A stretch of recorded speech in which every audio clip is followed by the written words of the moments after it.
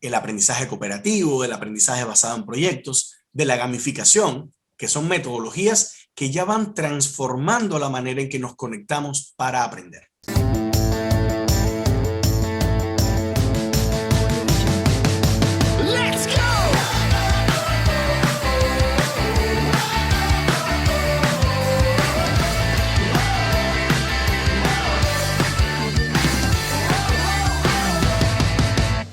¿Cómo medir las competencias con herramientas digitales? ¿Se puede lograr?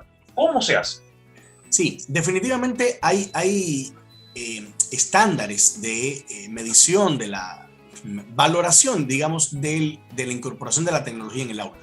El primer caso o el caso más común lo tenemos en el currículum peruano. Acá en Perú, desde el año 2016, existe una competencia que su nombre es se desenvuelve en entornos virtuales generados por las nuevas tecnologías, por las TIC, las tecnologías de la informática y las comunicaciones. Entonces, esta competencia, yo recuerdo que en los primeros talleres que hacíamos con los profesores, ellos nos decían, ¿y cómo voy a enseñar yo matemática con esta tecnología? ¿Y cómo yo voy a enseñar comunicación con esta tecnología? O sea, con esta competencia. Porque era una competencia transversal para ser trabajada por todos los profesores. Entonces yo les decía, mira, si tú en el área de matemáticas, por ejemplo, enseñas gestión de datos e incertidumbre, es una competencia del currículo, pues el alumno va a tener que registrar datos. ¿Dónde registramos datos? En Excel. Tiene que construir gráficos y esos gráficos tienen que ser interpretados, o sea, el alumno los tiene que interpretar. Esas son las competencias matemáticas, pero lo estás haciendo utilizando o incorporando una herramienta digital. Digamos, en matemática también podemos hablar del GeoGebra, etc. Por ejemplo, hay organismos como el ISTE, el Instituto de Tecnología Educativa, el Instituto de Estándares de Tecnología Educativa, que establece algunas dimensiones sobre las cuales se puede valorar el uso de la tecnología para los profesores, para los maestros, para los directores. Y por ejemplo, este instituto plantea que los estudiantes tienen que desarrollar las siguientes competencias. Por ejemplo, ciudadanía digital, aprendiz empoderado, o sea, tienen que aprender con la tecnología para la construcción de su aprendizaje, o sea, constructor del aprendizaje con la tecnología, diseñador innovador, ¿no? Diseñador creativo, pensador con las ciencias de la computación, o sea, pensamiento computacional, un comunicador creativo y un colaborador global. Estas son competencias que miden la manera en que nuestros alumnos están utilizando la tecnología en el aula. UNESCO también tiene algunos estándares que son, digamos, referentes también en la manera en que implementamos la tecnología en el aprendizaje. Lo que ocurre es que todavía las escuelas, bueno, por lo menos en el Perú, no están mirando este tipo de estándares o cómo pueden implementar o desarrollar estrategias para lograr eso. Este año ha habido una remirada hacia lo pedagógico. Hoy día los profesores se interesan en qué herramienta digital me sirve más, cómo puedo lograr mejor. El año pasado las clases eran más directivas, más expositivas. Hoy día el profesor se da cuenta que la clase tiene que ser más participativa, más de interacción, más incorporando el enfoque de aula invertida. Este es un enfoque que habla sobre pasar el contenido al ámbito del aprendizaje autónomo y luego venir a la clase a interactuar, a construir, a transformar las percepciones y el trabajo que tiene el aula. Esto implica también un incremento este año y ojalá que en los siguientes años un incremento de el aprendizaje cooperativo, del aprendizaje basado en proyectos, de la gamificación, que son metodologías que ya van transformando la manera en que nos conectamos para aprender. Oye, excelente, Raúl. Y yo, por ejemplo, soy un docente que me gusta investigar mucho el tema de la tecnología. Se me da bien, es un ejemplo, ¿no? Y hay otros que no, realmente ahí tenemos docentes que no tienen buen manejo de la tecnología. ¿Qué sucede si yo encuentro herramientas o plataformas que creo que me pueden hacer mi clase más motivadora e interactiva? ¿La puedo poner libremente en funcionamiento o puede ser que hay una limitación? No, el docente no puede utilizar herramientas que no estén reguladas, por ejemplo. Sí, esta es una pregunta muy interesante y además es una pregunta que tiene muchas aristas. digamos, el tema acá, para dirimir esta pregunta es: el profesor tiene la libertad de utilizar todas las herramientas que considere. El problema no está en esa libertad, porque el ejercer la libertad tiene que ver con la responsabilidad al ejercer o a tomar ciertas decisiones en tu aula. Y esto tiene que ver con un área que es muy poco trabajado acá en el Perú, y es el tema de la ciudadanía digital. ¿Por qué? Porque nosotros acá en el Perú todavía no miramos las herramientas digitales en función de qué tanto revelan o qué tanto hacen pública la identidad de nuestros alumnos. En Estados Unidos, por ejemplo, hay leyes federales que plantean que tú no puedes compartir fuera del aula, fuera de este alumno, información relacionada con su género, con su, digamos, algún elemento distintivo, sus calificaciones, sus intereses de navegación en la web. Entonces, claro, esto acá en Perú todavía está en ciernes, y cuando un profesor utiliza una herramienta digital, no es consciente cuáles son los términos y condiciones que está aceptando, ¿no? Para utilizar una herramienta, pues hay términos y condiciones. Y dentro de esos términos y condiciones, hay declaración de la misma empresa de que va a utilizar los datos de tus alumnos como objetos de comercio, ¿no? Vamos a vender estos datos a compañías de marketing. Entonces, es, digamos, ético vender los datos de nuestros alumnos cuando los hacemos interactuar en una herramienta digital que no cumpla con los lineamientos básicos de protección de la privacidad de sus datos. Pues ahí la libertad empieza a ser coartada, ¿no? Entonces, esto es algo que todavía tenemos que debatir en el Perú, es algo que todavía tenemos que promover en América Latina, no solamente en el Perú, sino en toda América Latina, porque no hay responsabilidad hacia o no hay, digamos, una mirada tan fehaciente sobre esto. Sin embargo, esta es la primera de los dos, digamos, de las dos dimensiones de análisis de este problema que tú has mencionado. El segundo, o la segunda arista, tiene que ver con el proyecto educativo de la escuela. Hay instituciones educativas que dicen: no, el profesor es libre de utilizar las herramientas que quiera, más allá de si protege o no protege los datos de los alumnos. Y los profesores empiezan a usar las herramientas no porque están mirando lo pedagógico, sino porque están buscando que el alumno no pierda la motivación en el aprendizaje. O sea, si esta herramienta ya la he usado 2 o 3 veces, pues ahora hay que buscar otra para que el alumno no se aburra, para que el alumno se siga entreteniendo. Y esto es un concepto peligroso en la educación, porque el aprendizaje no tiene por qué ser divertido. El aprendizaje es, ante todo, un conflicto cognitivo entre las experiencias previas y las nuevas experiencias que el alumno utiliza para construir y para definir su personalidad, no solamente sus conocimientos.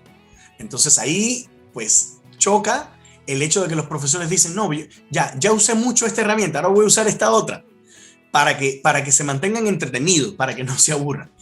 Y la educación no va por ahí. La educación va por cuál es mi propósito de aprendizaje.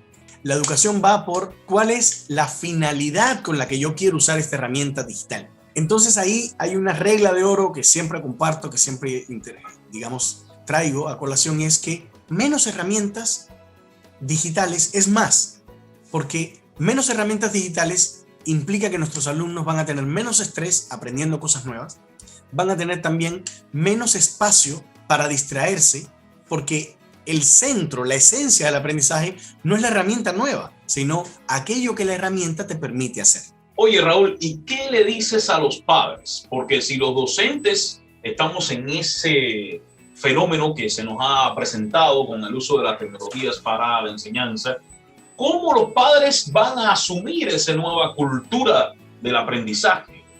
Indiscutiblemente afectando a todos los padres que sus hijos tienen que estudiar de esta manera. Es una situación bien complicada. Si podemos a través de tu programa llegar a los padres y ponerles así su mano en el hombro y decirle gracias en el nombre de todos los profesores, yo creo que esa sería mi primera respuesta.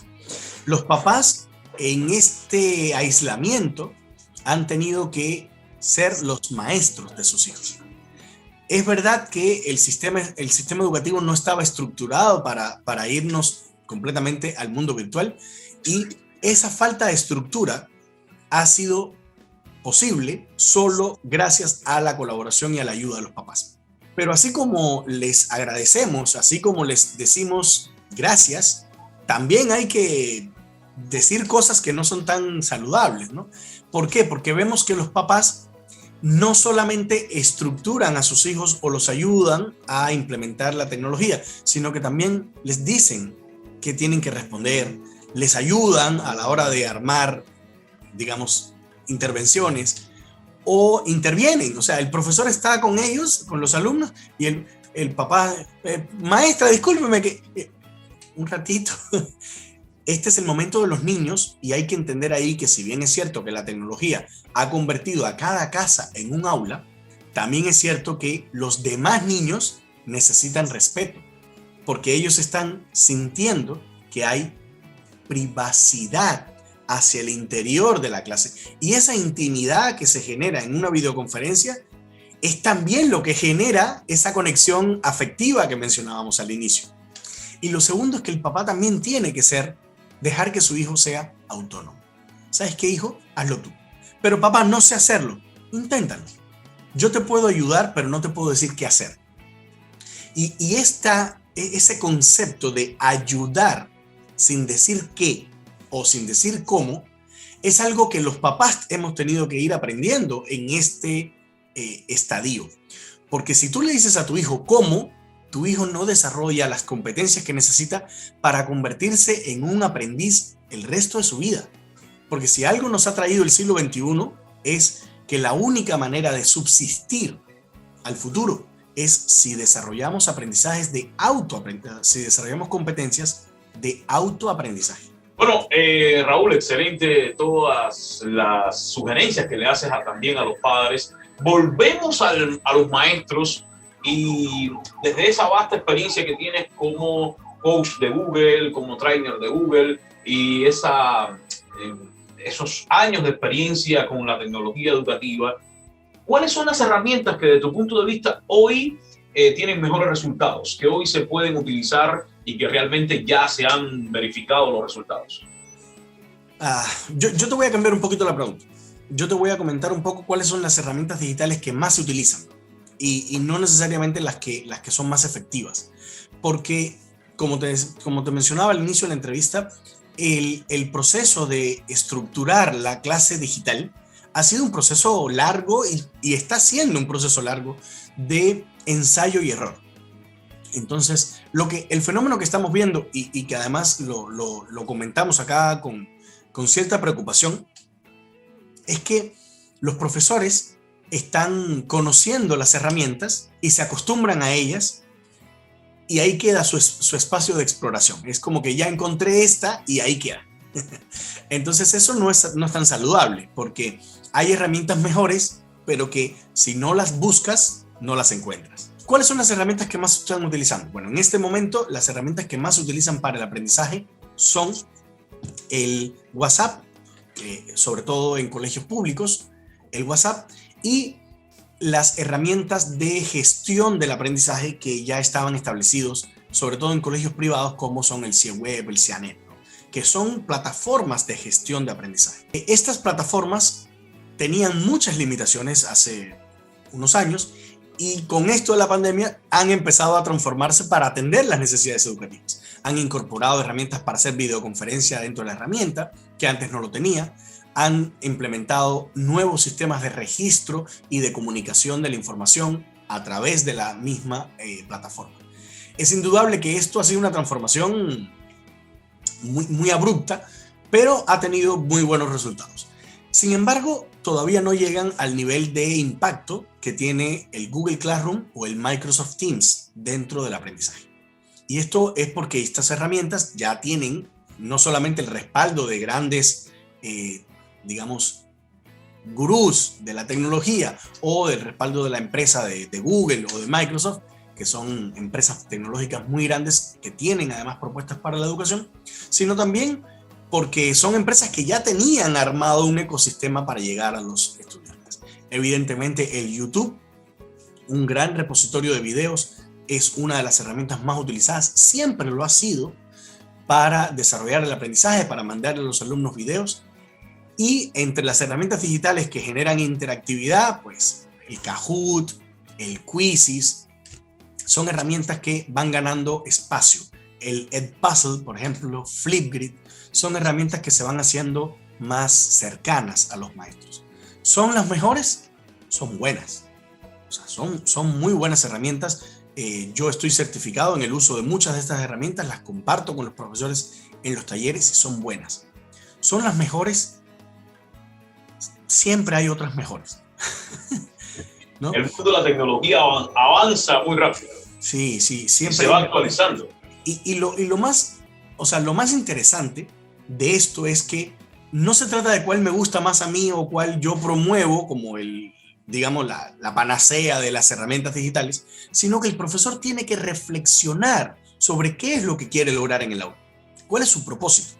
Porque también me he encontrado profesores que manejan una herramienta pero súper compleja y súper completa y súper genial, y yo, uy, qué chévere, ¿y para qué usas esto? Y la respuesta pues te dice que con una herramienta mucho más sencilla, gratis, mucho más fácil de implementar, hubieran podido resolver ese problema. Entonces ahí el debate es que los profesores creen que usar más herramientas es mejor o que tener herramientas digitales más complejas puede ayudarte más. Y eso no es cierto. O sea, digamos ahí la invitación es mira la herramienta después que hayas mirado cuál es tu propósito. Enseñar es un reto para cualquier docente. Conectar con sus estudiantes que están físicamente alejados, desarrollar conocimientos y competencias, promover el pensamiento crítico, la colaboración, la metacognición y retroalimentar sus procesos de aprendizaje. Y todo esto sin haber terminado de tomar su café de la mañana.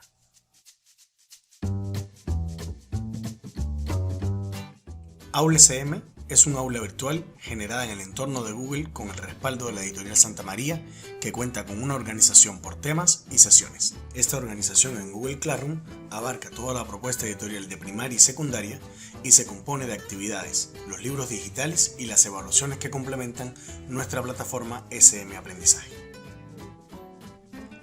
Aula SM permite utilizar el Google Suite for Education para desarrollar sesiones de aprendizaje en línea con pizarras interactivas y extensiones para colaborar y comunicarnos con nuestros estudiantes. El aula virtual, creada en Classroom, permite al profesor crear tareas, foros, agregar formularios e instrumentos de evaluación. También es posible compartir materiales y recursos, así como integrar diferentes herramientas digitales para el desarrollo de competencias. Todas las actividades de Aula SM se enfocan en el desarrollo de competencias de las diferentes áreas. Los profesores pueden agregar instrucciones adicionales, establecer fechas de entrega de las tareas, asignarlas a un tema o realizar una evaluación diferenciada a los estudiantes. Classroom permite además compartir documentos de Google, diapositivas, hojas de cálculo, entre otros recursos como evidencias del aprendizaje de los estudiantes. Estas evidencias permiten y posibilitan el desarrollo del trabajo cooperativo en entornos virtuales. A través de Aula SM, los docentes realizan evaluaciones utilizando formularios de Google que pueden adecuar considerando la realidad de sus estudiantes o su propósito de aprendizaje. También pueden agregarse instrumentos de evaluación como listas de cotejo y rúbricas que permiten desplegar la evaluación formativa y retroalimentar el logro de las competencias. A partir de la utilización de estas rúbricas, Aula SM le provee al docente un conjunto de estrategias de seguimiento y acompañamiento orientados a garantizar el progreso de los estudiantes de forma diferenciada. Aula SM, diseñada por profesores y entrenadores de Google, cuenta con espacios sincrónicos y asincrónicos de comunicación con los estudiantes y sus familias. Es también un espacio seguro de retroalimentación del aprendizaje para el logro de sus competencias. Además, el docente cuenta con un espacio de almacenamiento ilimitado que le permite visualizar y compartir el portafolio de evidencias de cada uno de sus estudiantes.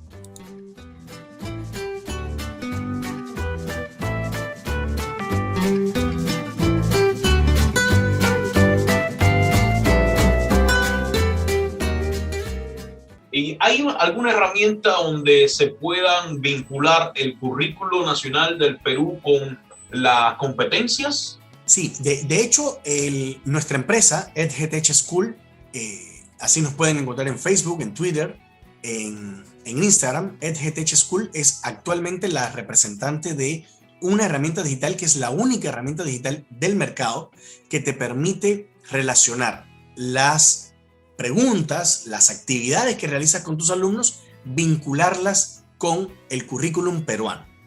Esta es una herramienta que se utiliza en otros países para hacer evaluaciones censales, evaluaciones, digamos, institucionales, y que nos permite hacer pruebas, hacer evaluaciones mirando directamente el currículum.